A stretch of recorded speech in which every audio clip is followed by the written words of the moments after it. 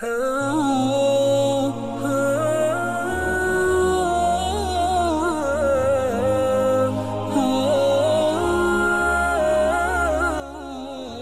जितना अल्लाह ताला के करीब होता है, अल्लाह ताला भी उतना ही उस बंदे के करीब होता है।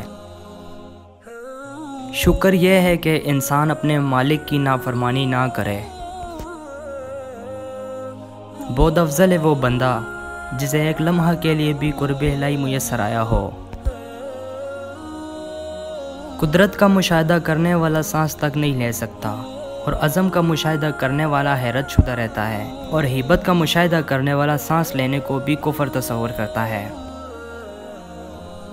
हाथों का इमलाक से और दिलों का तलाश और जुस्तजू से खाली होना ज़ायद है। तौबा यह है कि तू अपने गुनाहों को भूल जाए। तौबा के 3 मायने हैं, पहले निदामत, फिर अज़म तर्क, आखिर में जुल्म से बाज रहना। इखलास बंदे और अल्लाह के दरमियान एक ऐसा राज है जिसे ना तो फरिश्ता जान सकता है कि लिखे, और ना तो शैतान के इसे ख़राब कर सके, और ना ख्वाहिश नफ्स के इसे अपनी तरफ माइल कर सके। नबियों का कलाम हुजूर हक की इतला देता है, और सदीकों का कलाम मुशाहिदे की तरफ इशारा करता है। मोहब्बत खुदा की अमानत है, और सिर्फ वही मोहब्बत पायदार है जो खुदा के लिए हो।